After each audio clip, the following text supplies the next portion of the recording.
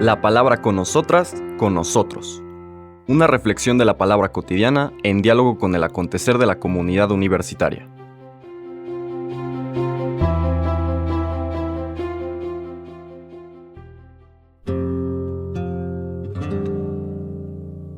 Hola, buenos días. Bienvenidas, bienvenidos a la palabra con nosotros, con nosotras, de este miércoles 8 de marzo, de la segunda semana de Cuaresma. Hoy nos quedamos en el Evangelio de Mateo. Recordemos que el lunes fue Lucas, luego Mateo 23. Ahora regresamos 2 capítulos, Mateo 20, versículos del 17 al 28, en la catequesis de toda esta segunda semana de Cuaresma. Pon tu mirada en Dios. ¿Quieres llegar al misterio de la Pascua con un corazón preparado? Contempla al Dios vivo. Aprende de Dios. Tu maestro es Dios. Tu Padre es Dios. Tu guía, el Señor Jesús. Lo que vamos a leer en estos versículos se conoce en lenguaje bíblico como el tercer anuncio de la pasión. Después del primer anuncio que el Señor hace por primera vez en toda su vida pública de cómo será el fin de su vida, inmediatamente después de la confesión de fe de Pedro, cuando a la pregunta del Señor, ¿quién dicen ustedes que soy yo?, Pedro le contesta, tú eres el Mesías. Primera vez que sus discípulos le dicen Mesías. Hasta entonces había sido un maestro, un rabí.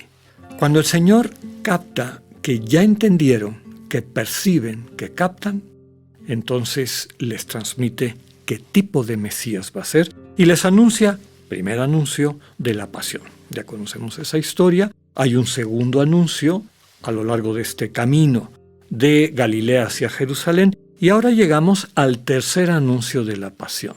Ya está cerca el momento en que esa predicción del Señor Jesús, esa revelación, se va a convertir en realidad. ¿Qué hay antes para que nos ubiquemos en lo que vamos a leer hoy? Aquella escena del encuentro del Señor Jesús con el joven rico, ¿no? ¿Qué tengo que hacer para alcanzar la vida plena? Y el Señor Jesús le dice, pues ya conoce los mandamientos y se los recita. Y el joven le dice, pues los he practicado desde pequeño. Y esa frase bellísima, el Señor Jesús, viéndolo, lo amó. Y le dice, te falta una cosa. Suelta todo. Suelta inclusive todas esas prácticas, cosas, etc. Y ahora entrega lo que tienes, todas estas seguridades, y sígueme. Y claro, el joven se pone triste porque esas seguridades eran parte de la riqueza de su vida, aquello sobre lo cual había ido construyendo su propia imagen. Y el Señor vuelve a subrayar que para una persona rica, con cualquier tipo de riqueza, dinero, autoimagen, inclusive estas creencias sobre las cuales han ido construyendo su quehacer, que muchas veces les hacen sentir superiores o diferentes o preferibles por parte de Dios.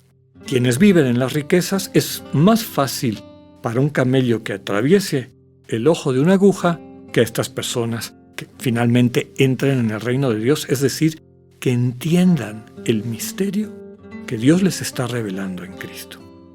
Termina subrayando esa escena que los primeros serán los últimos y los últimos serán los primeros. La siguiente escena es una parábola, la de los jornaleros de la viña, este relato de un dueño de una viña que va a distintas horas del día a contratar a personas de mañana, media mañana, al mediodía, en la tarde y ya casi cuando se está poniendo el sol, y al final del día le paga a todo el mundo igual. ¿Cómo? ¡Qué barbaridad! Se rebelan los que creen que han trabajado más que los demás o se merecen más que los demás. Y termina diciendo el dueño de la viña, amigo, yo te di lo que te prometí. ¿Por qué te pones enojado si yo quiero ser bueno, si yo quiero hacer con lo mío lo que me parezca? En el fondo está esta realidad de que lo que Dios nos ofrece, el jornal, es el amor. Y Dios ama igual a todo ser humano. ¿De qué manera igual? Infinitamente.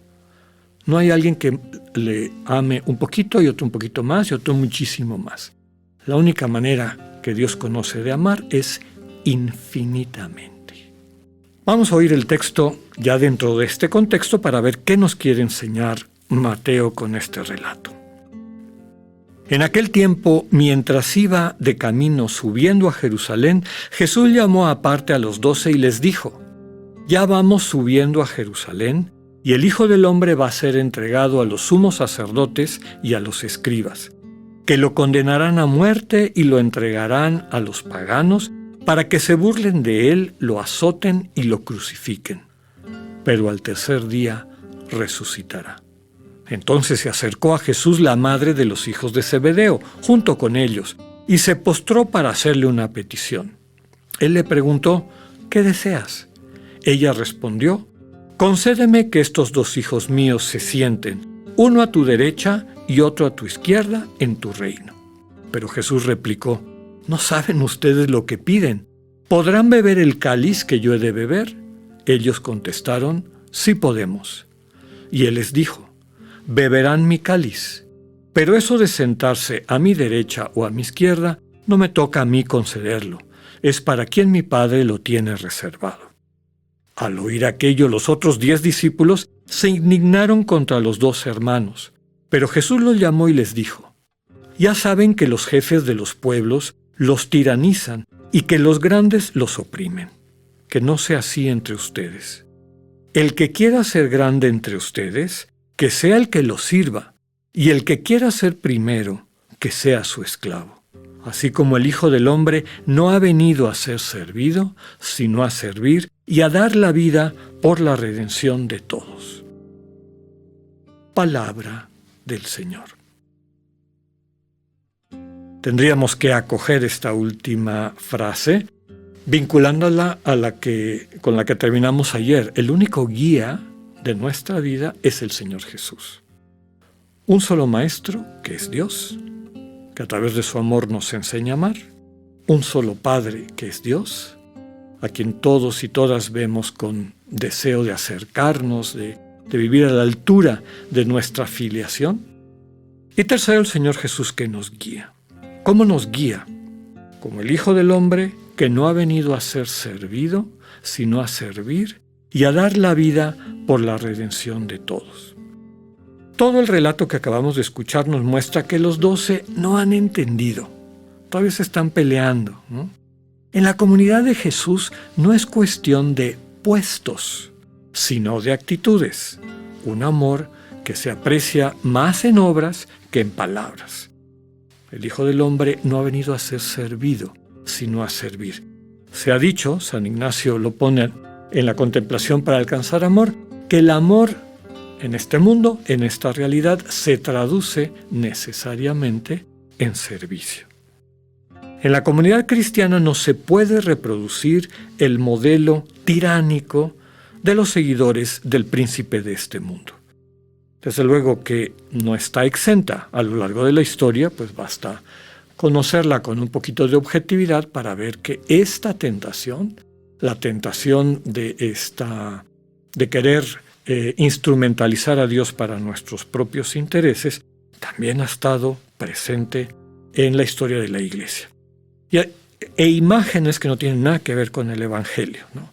Príncipes de la Iglesia y otro tipo de nombres, epítetos, actitudes que en el fondo no ayudan a transmitir lo que el Evangelio nos enseña de esta comunidad y los valores que la constituyen, valores que hemos recibido del Dios que es nuestro Maestro.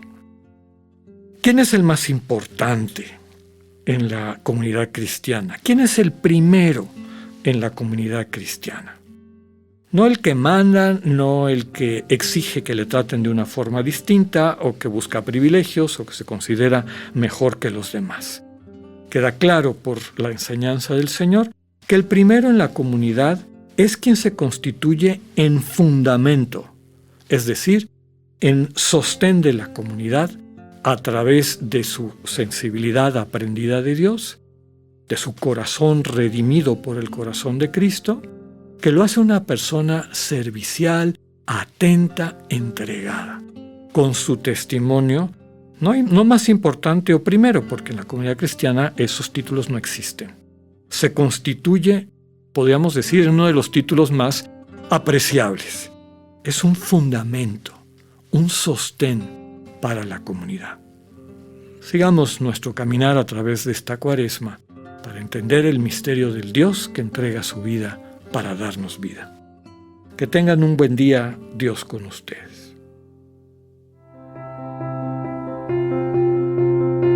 Acabamos de escuchar el mensaje del Padre Alexander Satirka.